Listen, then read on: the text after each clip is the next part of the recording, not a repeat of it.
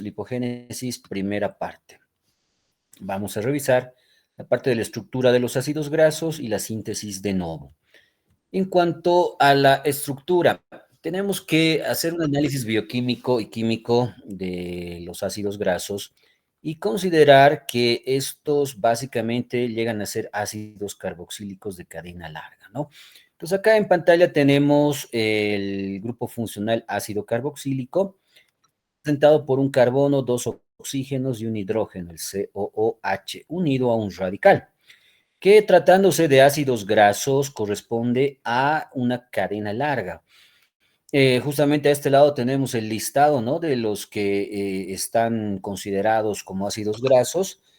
Hay de cadena corta que, bueno, en un momento aclaramos cuál es la diferencia, pero de preferencia están presentes los de cadena larga, ¿no? Desde 12 hasta 24 átomos de carbono, que son los que por lo menos están presentes en el ser humano.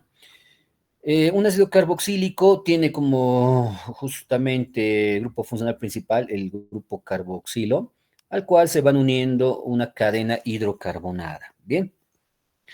Bueno, entonces acá les voy a dejar el listado de especialmente hacer énfasis en los ácidos grasos de cadena corta.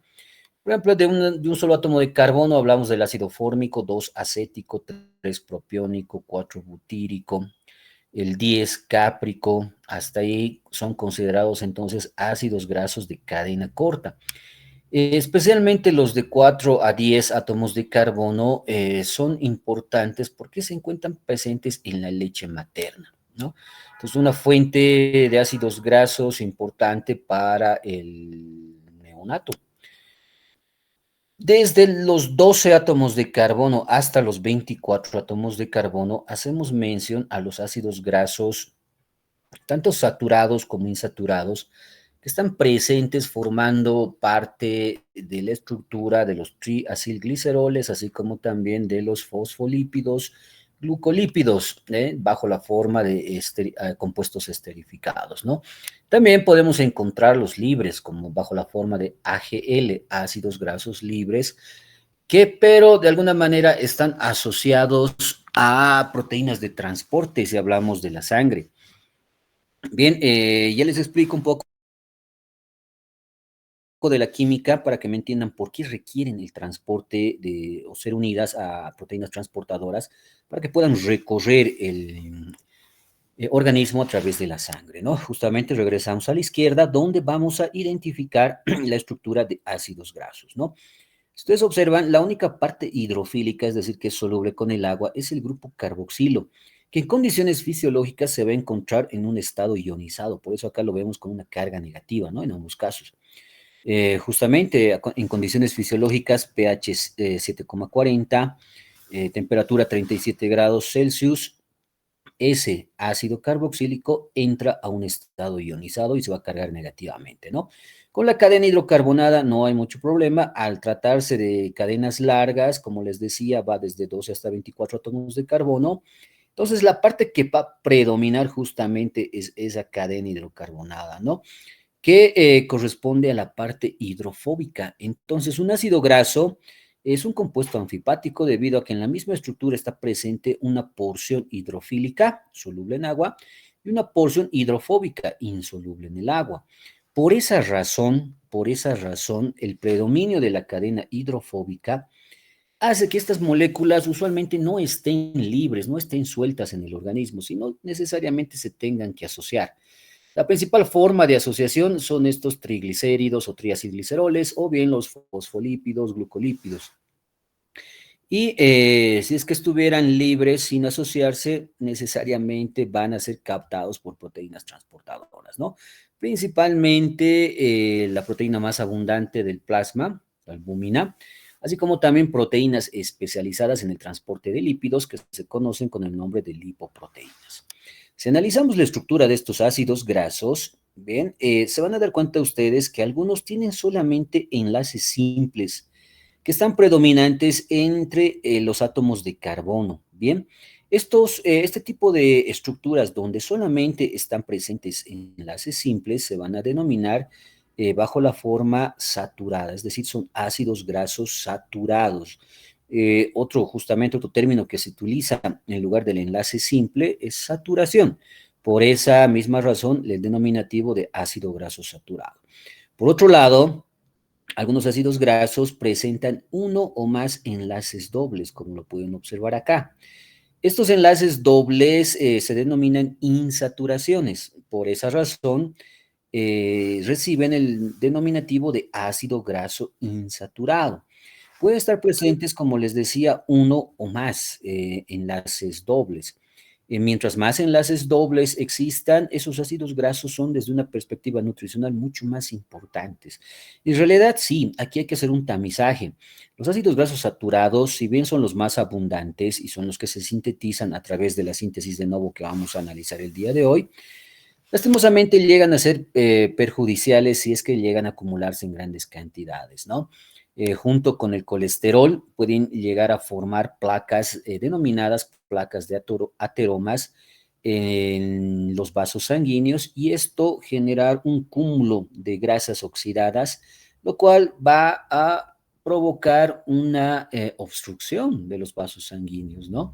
Y esto genera ciertas complicaciones como accidentes cerebrovasculares, infarto agudo de miocardio, entre los principales, aunque cualquier tejido, órgano que se encuentre irrigado y donde ocurra este tipo de obstrucción por placas ateromatosas puede ser afectado y entrar en un estado de necrosis celular o necrosis tisular, ¿no? En su contraparte, los ácidos grasos insaturados son más importantes, se los puede decir más benéficos, debido a que justamente por la presencia de estos enlaces dobles pueden participar en otras reacciones y principalmente ser incluidos en los fosfolípidos que dan origen a los fosfolípidos de membrana. En membrana, más que ser perjudiciales, van a ser demasiado importantes debido a que generan una bicapa lipídica que actúa como una barrera semipermeable. Entonces, a él se le da gran utilidad. Por otro lado, estructuras poliinsaturadas como el ácido araquidónico van a dar origen a otro grupo de compuestos, hormonas para ser más exactos, autócrinas y parácrinas, que son capaces de regular distintos procesos, entre ellos el proceso inflamatorio. Entonces, ahí la importancia fisiológica y nutricional de estos ácidos grasos insaturados, ¿no? Acá abajo tenemos una representación esquemática donde estas cabecitas azules representan a la parte hidrofílica de las moléculas y las que van a estar en contacto con el agua, y las colitas de color amarillo representan a las partes hidrofóbicas de la estructura, es decir, la cadena hidrocarbonada. En este caso, cuando veamos este tipo de estructuras, pues hablamos de ácidos grasos saturados. Y cuando hay giros en la cadena, entonces se debe a la presencia de estas insaturaciones, ¿no? Este ángulo que se forma entre la cadena es muy importante porque justamente permite el acercamiento de carbonos entre sí para formar estructuras cíclicas que posteriormente van a dar origen a estas moléculas denominadas leucotrienos, prostaglandinas, prostaciclinas. Bien, entonces ahí la importancia de estos ácidos grasos.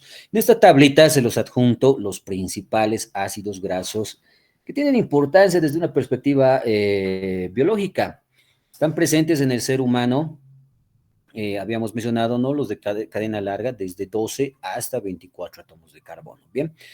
Los que están en un color más claro son los ácidos grasos saturados y estos que están en un color un poco más profundo, entonces son los ácidos grasos insaturados, ¿ven? Y también denominados ácidos grasos esenciales.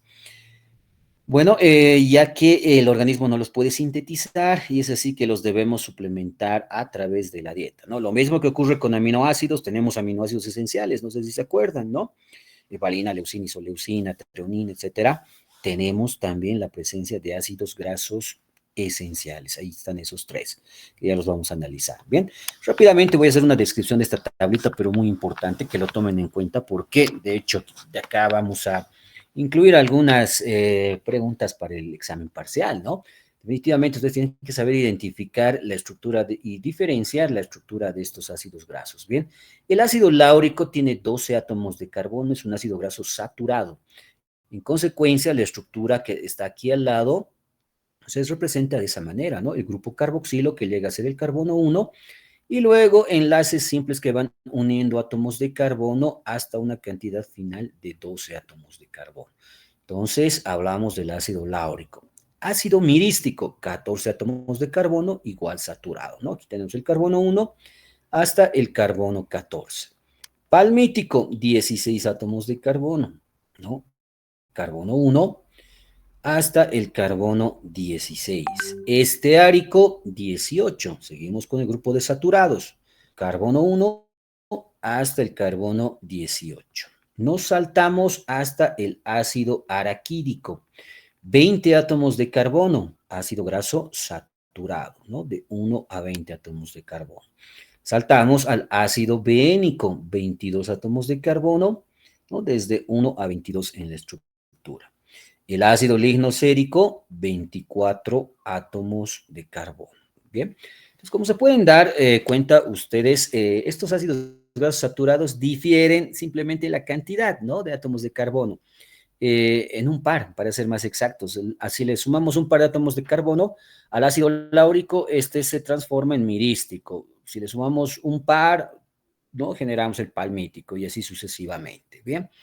Los de cadena corta, como el láurico, mirístico, palmítico, esteárico, están presentes en fosfolípidos y en triacilgliceroles. Y si hablamos de los fosfolípidos, obviamente van a ser los de membrana de cualquier línea celular, ¿bien?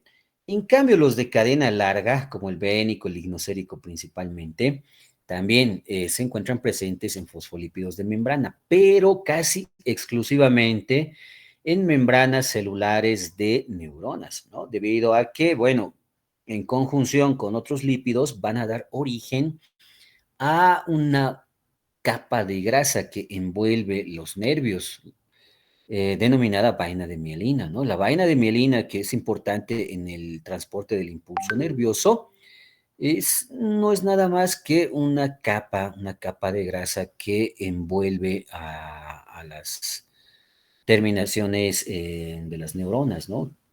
Los nervios. Bien. Ahora pasemos al análisis de los insaturados. Tenemos el ácido oleico. El oleico es el único ácido graso insaturado que se sintetiza en el cuerpo humano. Es decir, tenemos una enzima capaz de sintetizar este ácido oleico. Por eso no es considerado esencial, está en el grupo de los no esenciales. Este ácido oleico tiene 18 átomos de carbono, tiene un enlace doble en la posición 9. Justamente lo podemos verificar en su estructura. Carbono 1, ácido graso, hasta carbono 18. Y en la posición 9 hallamos la presencia de un enlace doble. Entonces, ácido oleico, un ácido insaturado no esencial, es decir, que puede ser sintetizado en el organismo. El siguiente es el ácido linoleico, primer ácido graso insaturado esencial. 18 átomos de carbono, 2 insaturaciones, posiciones 9 y 12, como ustedes lo pueden verificar en la estructura. 18 átomos de carbono, 2 insaturaciones entre las posiciones 9 y 12. Ácido linolénico, lo propio, 18 átomos de carbono, 3 insaturaciones, posiciones 9, 12 y 15, como lo pueden verificar en su estructura. Ácido araquidónico, 20 átomos de carbono, 4 enlaces dobles o insaturaciones, posiciones 5, 8, 11 y 14, ¿no? Acá están representados los enlaces dobles de este ácido graso. Entonces, a partir de esta tablita, ustedes van a tener la información para poder identificar adecuadamente y diferenciar tanto ácidos grasos saturados como insaturados, los no esenciales de los esenciales, ¿no? La diferencia en estos últimos términos es simplemente la capacidad que tiene el organismo de sintetizar estos ácidos grasos, ¿no? Entonces, láurico, mirístico, palmítico, esteárico, oleico, araquídico, bénico y lignocérico pueden ser sintetizados por el organismo, es decir, no es necesario que lo suplementemos de la dieta. Por eso, usualmente no se aconseja que comamos muchos alimentos ricos en grasas, que prácticamente nuestro organismo es capaz de sintetizar estas grasas, ¿no? Salvo algunos insaturados, que son muy importantes. linoleico, linolénico, araquidónico, el EPA y el DHA, de los cuales ya vamos a hablar más adelante, ¿no? Que sí, el organismo no los puede sintetizar, pero su ausencia no es, digamos, tan importante, pero su suplementación sí puede estimular que exista o que se lleve adelante mejores condiciones para una fisiología, por ejemplo, neuronal, ¿no? Por eso estos suplementos como el EPA, como el DHA, que, bueno, se los puede encontrar de forma natural, especialmente en grasas de origen animal, por ejemplo, del aceite de bacalao, de hígado de bacalao, contiene bastante cantidad de estos otros dos ácidos grasos, EPA y DHA, eicosapentenoico y docosahexaenoico, que debido a que presentan gran cantidad de insaturaciones, ¿no? El primero 5, el segundo 6,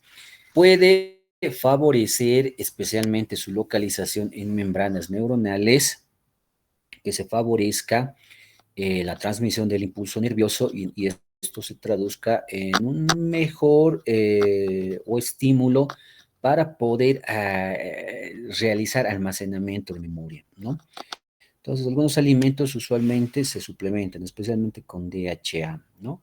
Alimentos como la leche, los aceites, por ahí si ustedes revisan las etiquetas, enriquecido con DHA. ¿Qué es el DHA? Acá está su nombre, ácido docosahexaenoico, ¿no? Y esta es la estructura. Bien, aprovecho justamente luego de mencionar estas dos estructuras muy importantes, ácidos grasos esenciales, en mencionar una clasificación adicional fuera del saturado insaturado, que es una clasificación bioquímica, en mostrarles una clasificación nutricional. Obviamente que tiene su explicación bioquímica, pero que se utiliza mucho en el ámbito nutricional, ¿no? Como ser el caso de la clasificación omega, donde vamos a identificar tres tipos de ácidos grasos, ¿no? Omega 3, omega 6 y omega 9. En la diapositiva en cuestión, ustedes van a identificar los ejemplos de ácidos grasos omega 3 y omega 6. Bien, para poderlos, ahí tenemos algunos ejemplos, el ácido alfa-linolénico, el eicosapentenoico, el docosahexaenoico, el ácido linoleico y el ácido araquidónico. Ejemplos de ácidos grasos omega 3, los tres primeros, y los dos últimos omega. ¿Cómo se realiza la clasificación? Para que ustedes también aprendan. Hace un momento, bueno, voy a retornar más bien a una diapositiva anterior. Si ustedes se dan cuenta, la forma correcta, sistemática de enumerar un compuesto orgánico es a partir del grupo funcional principal, donde ahí vamos a identificar el carbono 1, ¿no? Enumerar los demás 2, 3, 4, etcétera, hasta 12, 14, según se trate del ácido graso. Pero para esta clasificación, comentarles que la enumeración empieza de la cola del ácido graso, es decir, del final. A partir de identificar el final, la estructura final, que es la parte opuesta al ácido carboxílico, el extremo metilo, como se menciona acá, empezamos a realizar una enumeración hasta encontrarnos con el primer enlace doble, ¿no? En este caso tenemos acá 1, 2, 3 y listo, ahí termina la enumeración.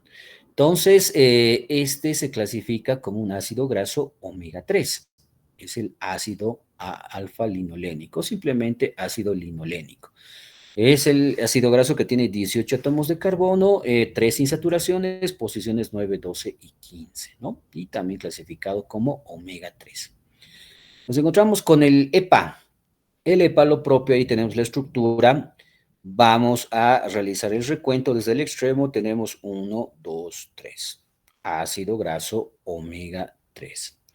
El DHA, lo propio, ¿no? 1, 2, 3, con la primera insaturación, omega 3. Y la importancia de estos ácidos grasos omega 3 es que, como ya les decía, favorecen la comunicación intracelular, debido a que la bicapa lipídica se vuelve más permeable y el efecto flip-flop de las membranas se ve estimulado. Entonces, ahí la ventaja de consumir, de suplementar estos ácidos grasos de la dieta, ¿no? Por eso denominados esenciales. Con omega 6 ocurre algo semejante. Bien, tenemos acá el ácido linoleico. Nos vamos al extremo metilo a la cola, empezamos la numeración. 1, 2, 3, 4, 5, 6. Entonces es un ácido graso omega 6. Lo propio ocurre con el ácido araquidónico, que también está clasificado como un ácido graso omega 6. Ambos son importantes, ¿no? Ambos se requieren suplementarlos por las razones ya especificadas. Bueno, si hablamos de ácidos grasos insaturados, vamos a necesariamente mencionar un tipo de isomería denominada isomería geométrica, cis y trans. Bien, esa es la forma entonces en la cual se clasifican los isómeros geométricos. ¿Qué es un isómero? Es que en bioquímica siempre es importante hablar de los isómeros porque siempre van a estar presentes. Cualquiera sea la biomolécula de la que hablemos, siempre vamos a mencionar isómeros, ¿no?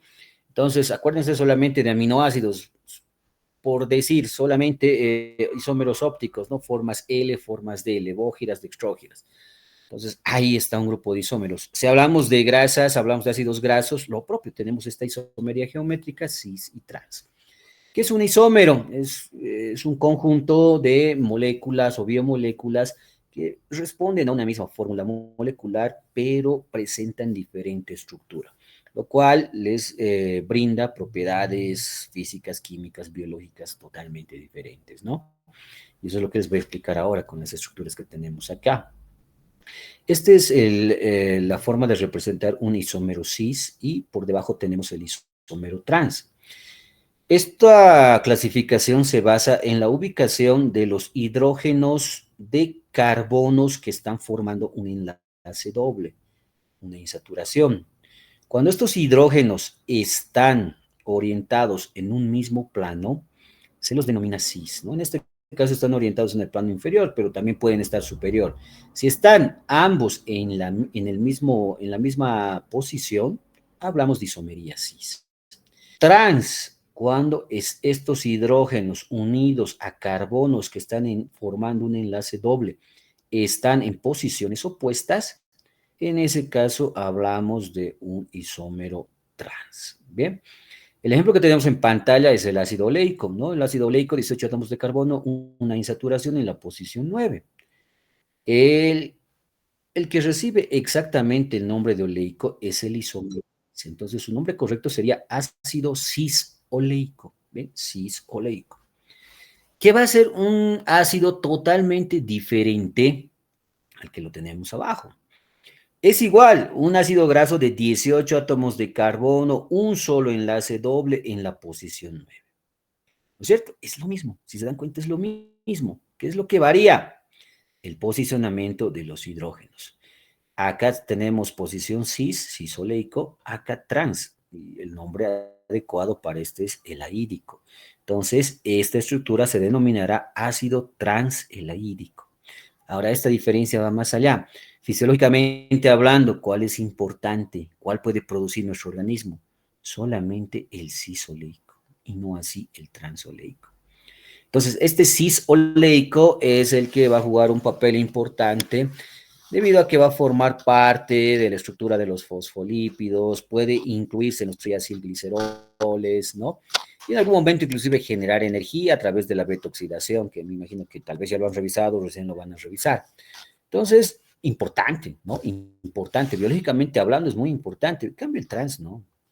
El trans puede que esté presente de forma natural, puede que alguna vez lo consumamos, pero simplemente, inclusive si es que se llegase a absorber, no va a cumplir ninguna de las funciones que anteriormente hemos mencionado.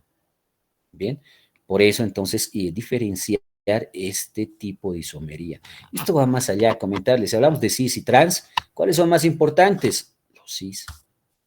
Los trans básicamente tienen un comportamiento semejante al de un ácido graso saturado.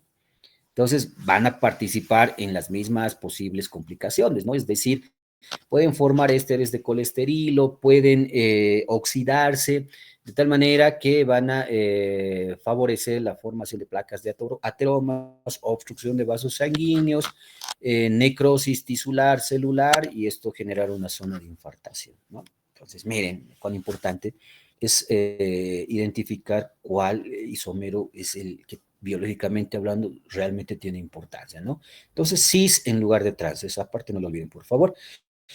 A su vez, también estos ácidos grasos insaturados se clasifican en monoinsaturados, poliinsaturados y eicosanoides. Los monoinsaturados, ya su nombre lo dice, presentan una sola insaturación. Los poliinsaturados, dos o más insaturaciones. Los eicosanoides son un grupo especial que derivan todos, bueno, la mayoría derivan del ácido araquidónico y dan origen a estas estructuras denominadas prostanoides, tromboxanos y leucotrienos. Que como ya su momento lo indiqué, tienen una función hormonal, son hormonas autócrinas y parácrinas. Es decir, son hormonas que actúan sobre la misma célula que los produce o bien sobre células vecinas. Es una gran diferencia de las hormonas sistémicas, ¿no? Es así que su efecto es inmediato, en el momento. Justamente acá se incluye un esquema de cómo el ácido araquidónico, cis-araquidónico, ¿no? Puede dar origen a los distintos eicosanoides, por ejemplo, la prostaglandina E1, tromboxano A2, leucotrino A4, ¿no?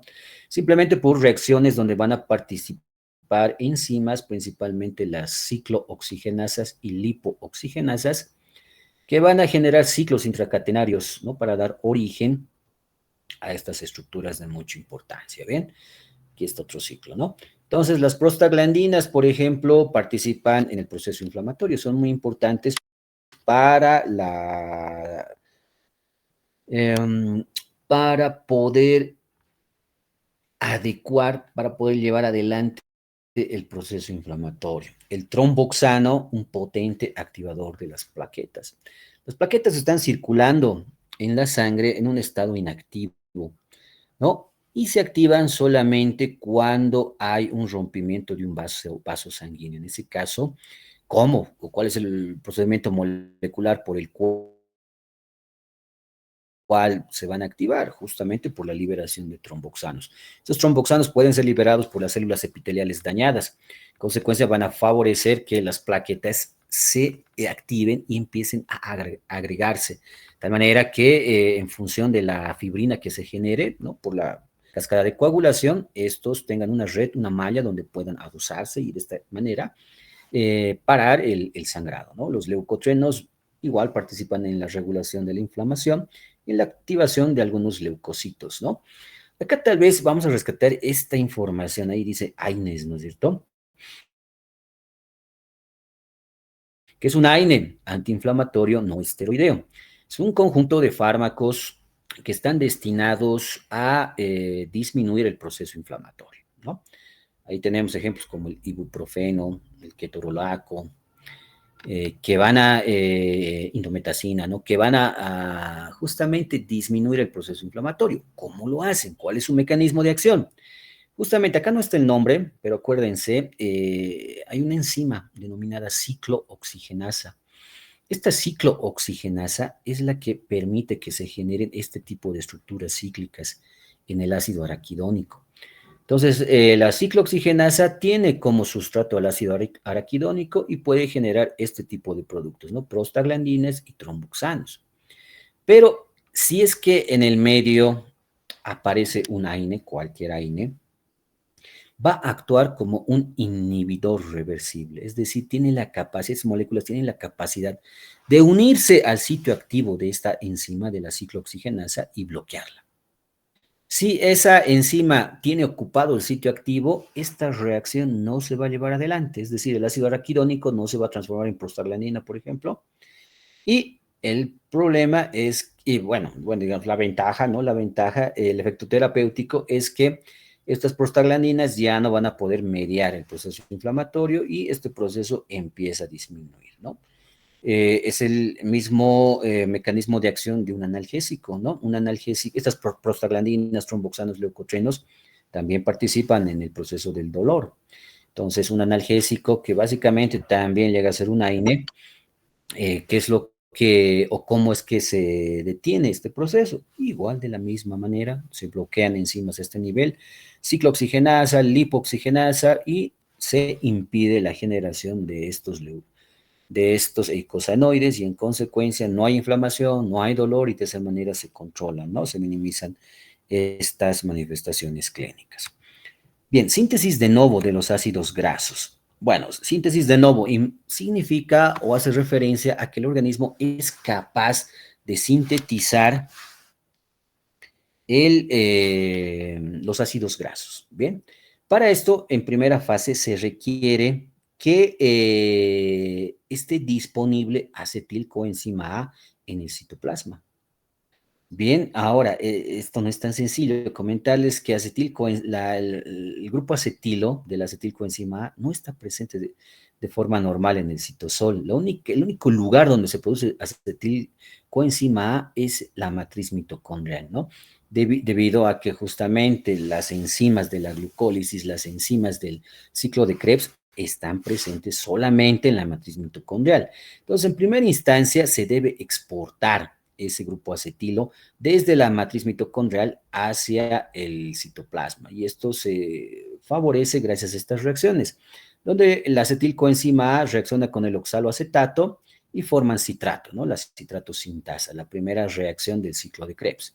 Bajo esta forma, citrato a través de transportadores de membrana, el citrato es exportado desde la matriz mitocondrial hasta el citoplasma. En el citoplasma, existe otra enzima denominada ATP citratoliasa que promueve que el citrato se transforme nuevamente en oxaloacetato y acetilcoenzima. De esta manera, la acetilcoenzima A se encuentra disponible para que se lleve adelante todo este conjunto de reacciones que se conoce como síntesis de novo de los ácidos grasos. Bien, lo voy a sintetizar, voy a recalcar tal vez los puntos más importantes de esta ruta metabólica, ¿no? La enzima que juega un papel importante ahí es la ácido graso sintasa. Es prácticamente la única enzima que va a llevar adelante todo este proceso de generación de un ácido graso, especialmente el ácido graso denominado ácido palmítico o palmitato. Bien, entonces ahí tenemos la representación esquemática del ácido graso sintasa, donde vamos a identificar dos residuos importantes. Uno de cisteína, donde está presente un SH, y otro denominado dominio de la proteína portadora de acilo, con 4-fosfopanteteína, ACPSH. ¿Ven? Son tal vez, no se olviden que las enzimas son proteínas y estas proteínas son estructuras extremadamente grandes y complejas. Entonces, el grupo, bueno, son las partes más relevantes de esa complejidad de molécula. La acetilcoenzima A, ¿de dónde proviene? De lo que hace un momento habíamos descrito, ¿no? Ojo, que todo este proceso que vemos ahora en pantalla se lleva exclusivamente en el citoplasma. Anoten ese dato, ¿bien? Se lleva entonces exclusivamente en el citoplasma. En el citoplasma, como ya está disponible el grupo acetilcoenzima A, este rápidamente va a ser reconocido por el ácido graso sintasa y unirse a la región ACP, ¿no? Luego, internamente, ese grupo acetilo es traslocado al residuo de cisteína. ¿Esto para qué? Para que posteriormente una estructura denominada malonilcoenzima A pueda ingresar al residuo ACP, ¿no? Como lo vemos acá. Entonces tenemos la ácido graso sintasa unido al grupo acetilo y al grupo malonil. ¿Bien? Luego hay un rearreglo interno de la estructura donde se va a eliminar dióxido de carbono y se va a generar una estructura de dos átomos de carbono, ¿no? Dos que provenían del grupo acetilo, que bueno, que serían en todo caso los que están en rojo, y dos que provienen del grupo malonilo, ¿no? El malonilo tenía tres átomos de carbono. Uno se ha eliminado bajo la forma de dióxido de carbono y han quedado dos. De esa manera, miren, siempre se van a ir añadiendo un par de átomos de carbono. Por eso, si se han dado cuenta, los ácidos grasos tienen número par. 2, 4, 6, 8, 10, 12, 14, 16, 18, 20, 22 y 24. Es así que no existen, bueno, de forma natural, no existen ácidos grasos de cadena impar. Todas tienen un número par de átomos de carbono, ¿no? Luego, bueno, aquí va a jugar un papel importante el NAD-fosfato reducido, NADPH, porque es el que cede electrones para que estas reacciones se lleven adelante. Entonces, una quinta reacción, el grupo carbonilo, ¿no? A este nivel, este grupo carbonilo ahora es reducido a un grupo hidroxilo. En la reacción 6 se elimina una molécula de agua y se genera un enlace doble, una insaturación. Nuevamente ingresa un grupo NAT-fosfato reducido para favorecer la eliminación de ese enlace doble y tener una estructura ya más parecida, ¿no?, a la del ácido graso final. Porque miren, empezamos a generar el grupo carboxilo y obviamente los grupos o la cadena hidrocarbonada. Luego, bueno, se van repitiendo las mismas reacciones, es prácticamente un ciclo. Entonces, reacción 3, donde ingresa el grupo malonil.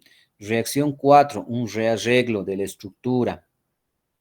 Reacción 5, ingreso de un NADPH para la reducción del grupo carbonilo. Reacción 6, eliminación de agua. Reacción 7, ingreso de un grupo NADPH, ¿no?, que va a favorecer o va a disponer de electrones, que va a permitir que el doble enlace se transforme en simple enlace y se termine con la inclusión de otros dos átomos de carbono, ¿no?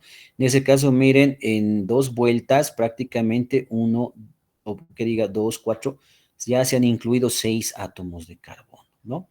Y de esa misma manera tiene que volver a repetirse los ciclos hasta unas 7 veces más para finalmente generar la estructura conocida como palmitato, que es el producto final principal de todo este conjunto de reacciones que involucran a la síntesis de nuevo, ¿no? Donde, bueno, vamos a resaltar mucho la participación de la ácido graso sintasa, ¿no? Al final, no se olviden, la enzima no se ha modificado, la enzima no ha cambiado, la enzima lo único que ha hecho es acelerar estas reacciones y el producto final que se ha generado en este caso es el ácido palmítico o también denominado como palmitato. Entonces, de esa manera se generan los ácidos grasos. No solamente el palmitato, ¿no?, sino desde el ácido láurico, mirístico, palmítico, esteárico, araquídico, beénico, lignocérico. Esta es la manera en la cual se puede sintetizar, ¿no? Aunque hay que aclarar que en la síntesis de novo, el producto final va a ser palmitato. Pos- para que se generen los demás ácidos grasos, necesariamente este palmitato debe migrar hasta el retículo endoplásmico liso, donde sí va a poder sufrir corte de cadena para generar, ¿no?, los ácidos láurico mirístico, o bien la adición de pares de átomos de carbono para generar los ácidos grasos de cadena más larga. Bien. ¿De dónde se obtiene ese NADPH? Ahí tenemos las dos principales vías. Bueno, la vía de las pentosas fosfato. Esto lo vamos a analizar recién en la siguiente unidad cuando hablemos de carbohidratos, pero conozcan ya anticipadamente que es tal vez la principal vía en la cual se genera este NADPH. Y la conversión citosólica del oxaloacetato en piruvato, que es la segunda fuente, que es la que vamos a revisar ahora, aunque no es la más importante porque la principal es esta primera. Pero de la misma manera, como estamos hablando justamente de este proceso de generación de grasas, lipogénesis, ¿no? Es importante mencionar. El oxaloacetato se transforma en malato, gracias a la malato deshidrogenasa, ¿no? Y este malato a su vez en piruvato, por acción de la malato también deshidrogenasa. Bien, en esta segunda reacción, un NAT fosfato oxidado pasa a generar un NAT fosfato reducido. Justamente este producto de esta segunda reacción es muy importante, ya que va a ser un donador de electrones para distintos procesos. Miren, la síntesis reductora de ácidos grasos, la síntesis de esteroides, la síntesis de esteroles. También juega un papel importante en el citocromo P450, que es un agregado enzimático que se encarga de eliminar agentes extraños al organismo, y la bioinactivación de productos intermediarios de reactivo, ¿no? Los EROS, especies reactivas de oxígeno. Entonces, es una segunda alternativa en la producción de NADPH, ¿no? La secundaria, la principal, no se olviden, la vía de las pentosas fosfato, que no lo analizamos hoy, sino ya en la siguiente unidad, cuando hablemos justamente del metabolismo de los carbohidratos. Para terminar esta primera parte, a lo que ya les anticipaba hace un momento, puede haber un alargamiento ulterior. Es decir, el producto final es el palmitato, ¿no? De la síntesis de novo y se pueden ir añadiendo 2 unidades de carbono. Esto va a ocurrir en el REL, retículo endoplásmico liso, ¿no? Obviamente van a participar enzimas, todas las reacciones son controladas por enzimas y el donante de esos átomos de carbono sigue siendo la malonilcoenzima A. Y bueno, la presencia de NADPH importante para aportar los electrones, ¿no? Así como hay un alargamiento, también hay un corte para obtener también el ácido láurico mirístico que están presentes o son también importantes como ácidos grasos saturados. La desaturación, esto significa que se puede generar el ácido oleico que les decía hace un momento, ¿no? Estas desaturasas serían las enzimas importantes, van a estar presentes también en el REL. Es decir, la formación entonces del ácido oleico se da exclusivamente en el retículo endoplásmico liso. ¿Bien? Entonces, requieren oxígeno, este conjunto de reacciones, se requieren NAD reducido, citocromo B5 y la reductasa. Entonces, usualmente el que se genera es el ácido cisoleico, ¿no? Es decir, el de 18 átomos de carbono, un enlace doble en la posición 9. Es la más importante. Pero también se puede generar un ácido no muy relevante, pero que también se genera. Este se denomina ácido palmitoleico, que es el que tiene 16 átomos de carbono, un enlace doble también en la posición 9, ¿no? Entonces, de esta manera nosotros justificamos que el ácido oleico no es un ácido graso esencial, porque es capaz de producirse en el organismo, ¿no? A diferencia de los otros que sí son esenciales, linoleico, linolénico, araquidónico, EPA y DHA, que si los suplementamos ayudan bastante, tienen muchos beneficios nutricionales. Bien, bueno, hasta ahí terminaríamos la primera parte. Si ustedes tuvieran alguna pregunta, alguna consulta, adelante, por favor.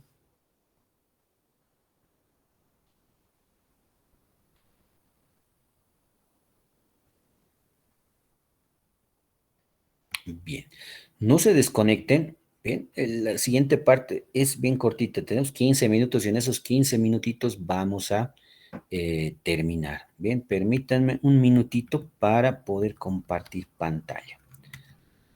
¿Dónde está?